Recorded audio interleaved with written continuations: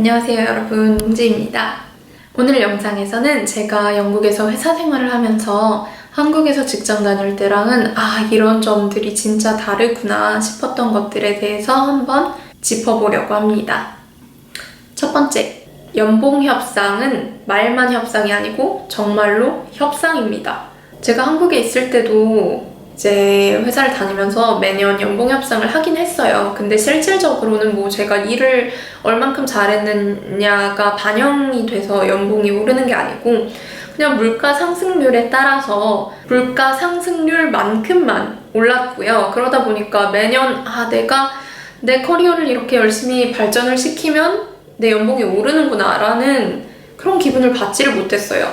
사실 어찌 보면 그게 제가 한국에서 퇴사를 하고 싶다고 결정을 하게 된 가장 큰 계기가 아닐까 싶기도 한데, 반면에 영국에서는 퇴직금도 없고 일 못하면 바로 잘리고 하는 그런 환경이긴 하지만 일을 잘하면 잘한 만큼 대우를 받습니다. 일례로 제가 지금 회사에 입사를 한 후에 6개월이 지났던 시점이었어요. 나 연봉 너무 적게 받는 것 같아. 내가 하는 일에 비해서 너무 적게 받는 것 같고 내가 봤을 때 나는 20%는 더 받아야 될 것 같아 라고 딜을 했어요.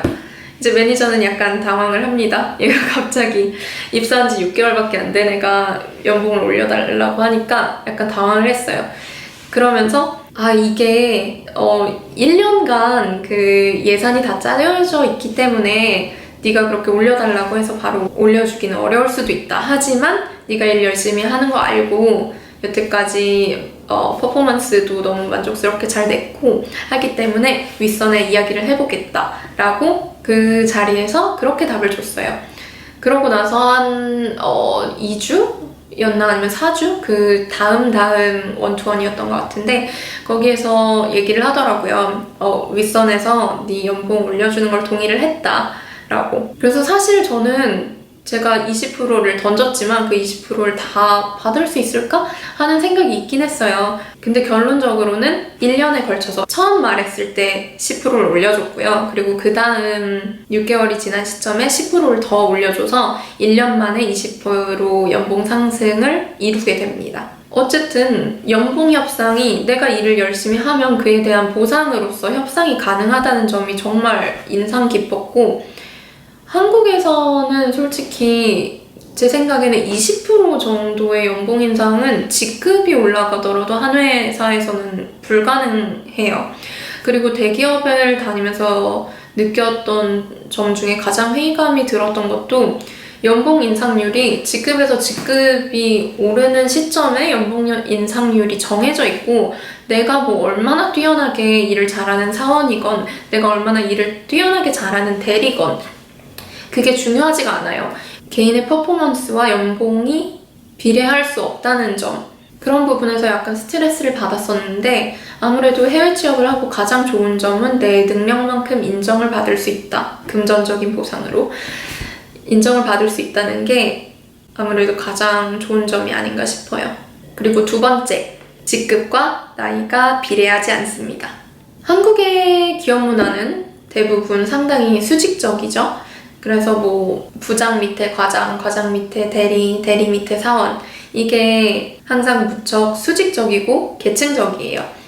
그래서 보통 대리는 사원보다 나이가 많고 과장은 대리보다 나이가 많고 이게 여성분들이 사회에 빨리 진출을 하다 보니까 약간 남녀 차이는 있긴 하지만 대략적으로 직급과 나이는 비례할 수밖에 없는 구조예요. 왜냐면 연차가 쌓여야 진급을 할 수 있으니까요. 해외 기업에서는 직급과 나이가 절대로 비례하지 않습니다. 지금 제가 다니고 있는 회사에서 가장 높은 레벨의 C 레벨이라고 하죠. 치프가 붙는 치프하고 오피서라고 붙는 그 C 레벨의 관리자 중에서 치프 이노베이터 오피서라는 직급의 상사가 계세요. 그분의 나이는 무려 34살이십니다. 사실 저는 그분 나이를 몰랐어요. 모르고 있다가 당연히 한 최소 45은 되지 않았을까? 라고 생각을 했어요. 정말 죄송스럽게도 외국인들 사실 얼굴이랑 나이랑 매치하기 좀 어렵지 않나요? 그래서 저는 그분의 나이를 전혀 가늠을 하지 못했었어요. 최근에 제가 우연히 듣게 됐는데 그분이 34인가 35밖에 안 되셨다는 거예요. 그 회사의 가장 우두머리 자리에 있는 그 CEO 바로 다음에 직책이신데 그렇게 젊은 나이라는 걸 듣고 또 한 번 놀랐죠. 근데 그분이 정말 엄청 똑똑하시고 되게 샤프하세요. 그래서 직급과 나이는 비례하지 않는다는 거. 왜냐면 능력으로 평가를 받기 때문에 나이가 많고 뭐 연차가 쌓인다고 해서 저절로 승진을 하는 구조가 아니잖아요. 그래서 당연히 높은 자리에 있다고 나이가 많지 않고요.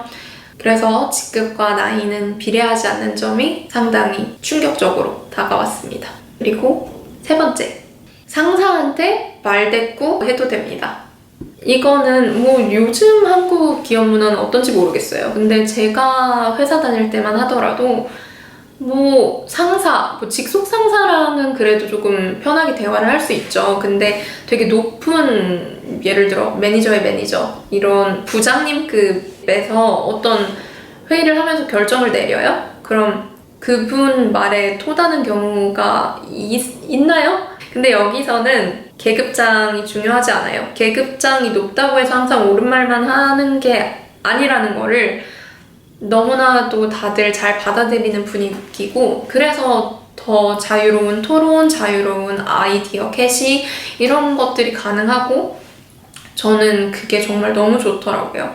시키는 대로 하지 않아도 되는 점. 서로 다른 아이디어를 가지고 이런 의견 충돌이 있더라도 최선의 방향으로 프로젝트를 이끌어 나가기 위한 그런 해결책을 찾는 과정 자체가 저는 정말 그런 대화, 그런 토론이 너무 희열이 느껴질 정도로 너무 좋아요. 네, 그리고 마지막으로 야근이 없습니다. 그리고 야근비도 없습니다. 야근비는 사실 있긴 있어요. 근데 뭐 한두 시간 야근한다고, 아니 뭐 2시간씩 야근할 일 자체가 없고요.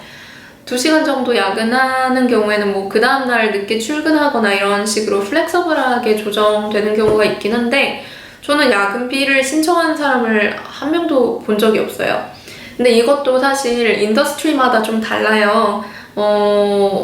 제가 알기로는 이제 컨설팅, 보통 빅4라고 하는 영국의 대형 4개의 대형 컨설팅 회사가 있는데 거기 다니시는 분들은 정말 밤낮 없이 일하시고 일이 바쁜 시즌이 또 있으신 것 같더라고요. 그때는 뭐 주말에도 출근하시고 하는 것 같던데 대부분의 회사는 야근 없습니다. 뭐 한국에 있을 때는 저도 야근 많이 했어요. 근데 여기서는 그렇게 우선 야근 퇴근을 해야 할 만큼 불가능한 정도의 업무를 주어주지 않아요. 왜냐면은 퍼포먼스를 가장 우선시하고, 이건 제가 개발자이기 때문에 한 가지 예시인데, 데드라인을 맞추는 것보다 퀄리티 있는 코드를 딜리버리를 하는 거를 중요하게 여기는 문화고, 그래서 야근 문화가 없습니다. 그 부분이 또 문화적으로 상당히 한국이랑은 다른 것 같아요.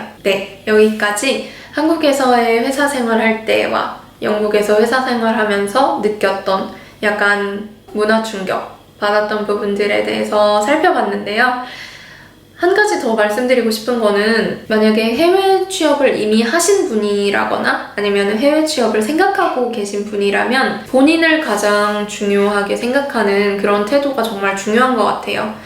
저도 처음 입사했을 때는 아무래도 한국적인 마인드가 있죠.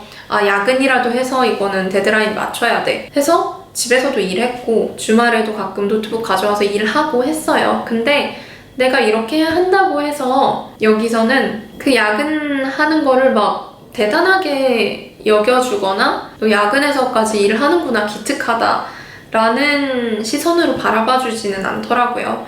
그것보다는 오히려 내가 주어진 시간 안에 할 수 있는 일의 범위를 잘 파악하고 우선순위를 잘 정하고 타임 매니징을 잘 하는 것, 이걸 오히려 더 뛰어난 실력으로 보고 심지어 저는 이런 얘기를 들었었어요. 매니저랑 얘기를 하는데 You are too nice to say no 라고 하더라고요.